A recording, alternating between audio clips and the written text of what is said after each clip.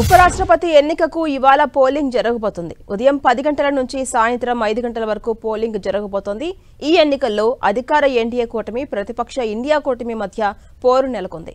NDA తరపున CP Radhakrishnan పోటీ చేస్తుంటే, ఇండియా కూటమి ఉమ్మడి అభ్యర్థిగా సుప్రీంకోర్టు మాజీ న్యాయమూర్తి జస్టిస్ బి సుదర్శన్ రెడ్డి బరిలో నిలిచారు. ఉపరాష్ట్రపతి ఎన్నికల పోలింగ్ పార్లమెంటు భవన్లో జరగబోతోంది. ఉభయ సభలకు చెందిన ఎంపీలు రహస్య బ్యాలెట్ పద్ధతిలో తమ ఓటు హక్కును వినియోగించుకుంటారు. పోలింగ్ ముగిసిన వెంటనే సాయంత్రం 6 గంటల నుంచి ఓట్ల లెక్కింపు ప్రక్రియ ప్రారంభమవుతుంది. ఆ తర్వాత ఫలితాలు ప్రకటించబోతున్నారు.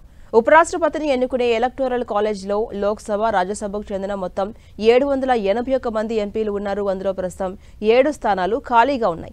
గెలుపునకు 391 ఓట్ల మ్యాజిక్ ఫిగర్ అవసరం. అధికార ఎన్డీఏ కూటమికి సొంతంగా 425 మంది ఎంపీల బలం ఉంది. దీనికి తోడు వైసీపీకి చెందిన 11 మంది ఎంపీలు కూడా మద్దతు ప్రకటించడంతో వారి సంఖ్య 436కు చేరుకుంది. మరోవైపు ప్రతిపక్ష ఇండియా కూటమికి 324 మంది ఎంపీల మద్దతుంది.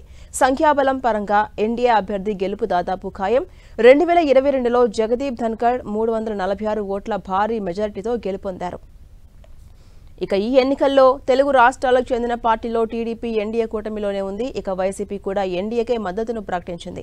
తెలంగాణలో కాంగ్రెస్ తమ ఇండియా కూటమి అభ్యర్థి తెలుగు వ్యక్తి సుదర్శన్ రెడ్డికి పార్టీలకు అతీతంగా మద్దతు ఇవ్వాలని కోరింది. మరోవైపు ఈ ఎన్నికల్లో ఓటింగ్కు దూరంగా ఉండాలని అటు బీఆర్ఎస్ నిర్ణయం తీసుకుంది. ఒడిశాకు చెందిన బిజు జనతాదళ్ కూడా ఈ ఉపరాష్ట్రపతి ఎన్నికకు దూరంగా ఉండాలని నిర్ణయించుకుంది. పంజాబ్ పర్యటనకు వెళ్లే ముందు ప్రధాని మోదీ తొలి ఓటు వేయబోతున్నారు. ఉపరాష్ట్రపతి ఎన్నికల్లో రహస్య ఓటింగ్ విధానాన్ని అనుసరిస్తారు మోదీ.